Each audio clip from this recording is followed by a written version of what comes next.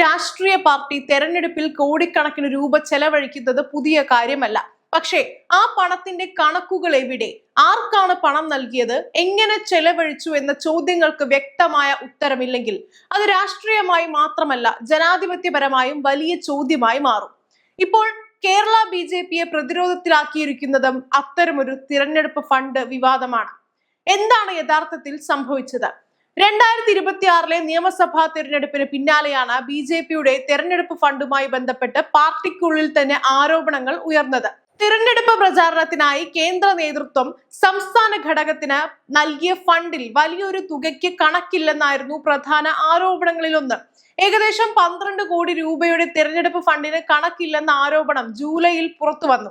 ഇതോടെ BJP സംസ്ഥാന നേതൃത്വത്തിനുള്ളിൽ തന്നെ വിഷയം ചൂടുപിടിച്ചു.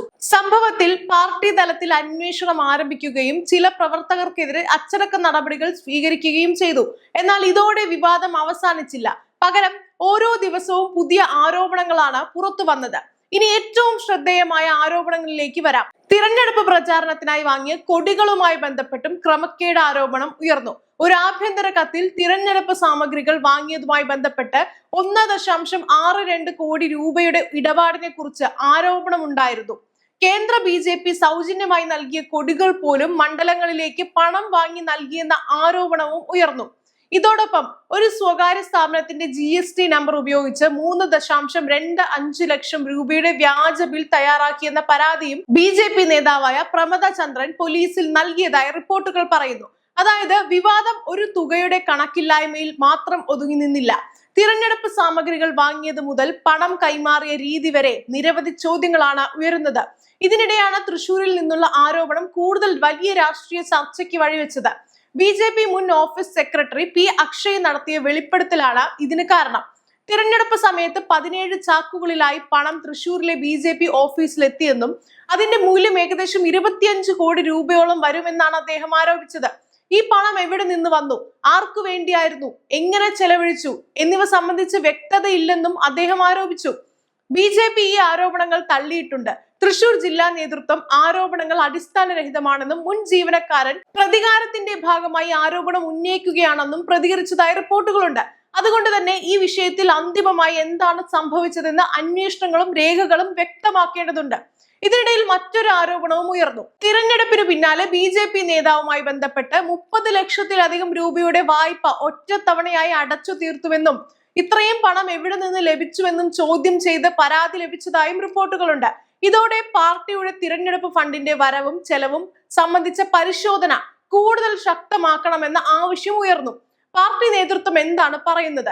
ഇതാണ് ഈ വിവാദത്തിലെ മറ്റൊരു പ്രധാന ഭാഗം. BJP സംസ്ഥാന അധ്യക്ഷൻ രാജീവ് ചന്ദ്രശേഖർ തിരഞ്ഞെടുപ്പ് ഫണ്ടിൽ വലിയ ക്രമക്കേട് നടന്നെന്ന ആരോപണം തള്ളിയിട്ടുണ്ട്.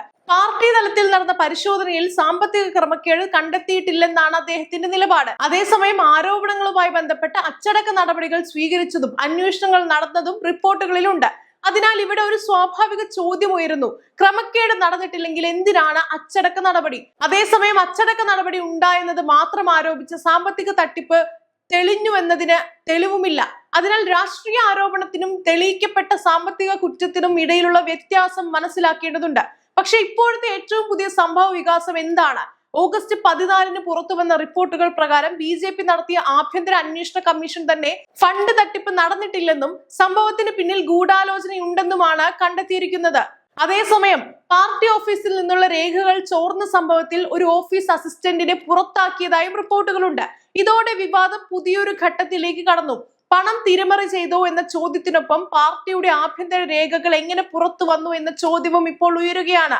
ഇതിനിടയിലാണ് മുൻ കേന്ദ്രമന്ത്രി V. മുരളീധരൻ ഉൾപ്പെടെയുള്ള ചില BJP നേതാക്കൾ തന്നെ ആരോപണങ്ങളിൽ ശക്തമായ നടപടി വേണമെന്ന് ആവശ്യപ്പെട്ടത്. അന്വേഷണം പൂർണ്ണമായും നടത്തണമെന്നും കുറ്റക്കാരുണ്ടെങ്കിൽ മാതൃകാപരമായ അച്ചടക്ക നടപടി സ്വീകരിക്കണമെന്നും പാർട്ടിക്കുള്ളിൽ ആവശ്യം ഉയർന്നിട്ടുണ്ട്. അതേസമയം സംസ്ഥാന അധ്യക്ഷൻ രാജീവ് ചന്ദ്രശേഖർ സംസ്ഥാന ജനറൽ സെക്രട്ടറി S. സുരേഷിനെതിരായ ചില മാധ്യമ റിപ്പോർട്ടുകൾ തള്ളുകയും ആരോപണങ്ങൾ അടിസ്ഥാനരഹിതമാണെന്ന് വ്യക്തമാക്കുകയും ചെയ്തിട്ടുണ്ട്.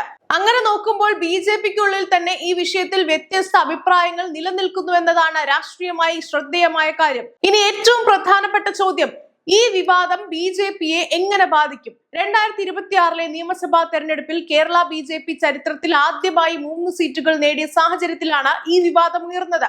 അതിനാൽ സംഘടനാ വളർച്ചയുടെ നിർണായക ഘട്ടത്തിൽ തന്നെയാണ് സാമ്പത്തിക ക്രമക്കേട് ആരോപണങ്ങൾ പാർട്ടിയെ പ്രതിരോധത്തിലാക്കുന്നത്. ഒരു രാഷ്ട്രീയ പാർട്ടിയുടെ വിശ്വാസ്യതയ്ക്ക് തിരഞ്ഞെടുപ്പ് ഫണ്ടിന്റെ സുതാര്യത വളരെ പ്രധാനമാണ്.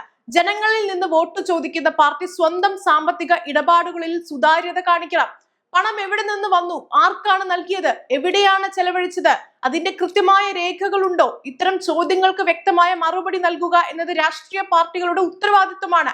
ഒടുവിൽ ഒരു കാര്യം കൂടി, ഈ വിഷയത്തിൽ ഇപ്പോൾ പുറത്തു വന്നിരിക്കുന്നവയിൽ പലതും ആരോപണങ്ങളും പരാതികളും പാർട്ടി തലത്തിലുള്ള അന്വേഷണ റിപ്പോർട്ടുകളുമാണ്. പക്ഷെ ആരോപണങ്ങൾ ഗുരുതരമാണെങ്കിൽ അവയ്ക്ക് പിന്നിലെ യാഥാർത്ഥ്യം പുറത്തു കൊണ്ടുവരേണ്ടത് അതിലും പ്രധാനമാണ്.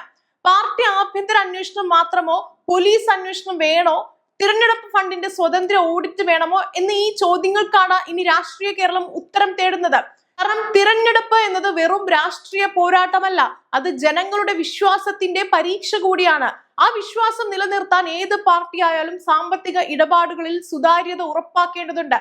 കേരള BJP ഈ തെരഞ്ഞെടുപ്പ് ഫണ്ട് വിവാദത്തിന്റെ യഥാർത്ഥ സത്യം എന്താണെന്ന് ഇനി പുറത്തു വരേണ്ടത് രേഖകളിലൂടെയും അന്വേഷണങ്ങളിലൂടെയുമാണ്. എന്തായാലും കേരള BJPയെ വളരെ പ്രതിരോധത്തിലാക്കിയിരിക്കുകയാണ് ഈ വിഷയം. ഇതിനിടെ BJPയിൽ നിന്ന് രാജി പ്രഖ്യാപിച്ച നടൻ ദേവൻ ഇപ്പോൾ രംഗത്ത് വന്നിരിക്കുകയാണ്. നിലവിൽ BJP സംസ്ഥാന വൈസ് പ്രസിഡന്റ് ആണ് ദേവൻ. കണിച്ചുകുളങ്ങര ക്ഷേത്രത്തിൽ നടന്ന പരിപാടിയിലാണ് ദേവന്റെ അപ്രതീക്ഷിത രാജി പ്രഖ്യാപനം ഉണ്ടായത്.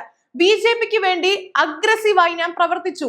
തിരുവനന്തപുരത്ത് രാജീവ് ചന്ദ്രശേഖറിന്റെ വിജയത്തിന് എന്റെ സംഭാവന ഉണ്ടായിരിക്കുന്നതായി അദ്ദേഹം സമ്മതിക്കും. അത്രയും സംഭാവന ഞാൻ നൽകിയിരുന്നു. ഞാൻ ഉദ്ദേശിക്കുന്ന രാഷ്ട്രീയം ശ്രീനാരായണ ഗുരുദേവന്റെ ആദർശങ്ങളും ആശയങ്ങളും അടങ്ങുന്നതാണ്. കഴിഞ്ഞ 5 വർഷം സംസ്ഥാന BJPയിൽ അത് കണ്ടില്ല.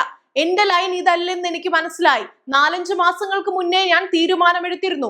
ഈ വേദിയിൽ പ്രഖ്യാപനം നടത്തണമെന്ന് ഇവിടെ ഇരുന്ന ശേഷമാണ് ഞാൻ തീരുമാനിച്ചത്. BJPയുടെ വൈസ് പ്രസിഡന്റ് സ്ഥാനവും പ്രാഥമിക അംഗത്വവും രാജിവെക്കാനുള്ള രാജിക്കത്തും ഞാൻ എഴുതി വച്ചിരിക്കുകയാണ്. ഇതാണ് ദേവൻ പറഞ്ഞത്. എന്തായാലും കേരളത്തിലെ BJPയുടെ കാര്യം കൂടുതൽ വഷളായിക്കൊണ്ടിരിക്കുകയാണ് എന്നതിൽ ഒരു സംശയവുമില്ല.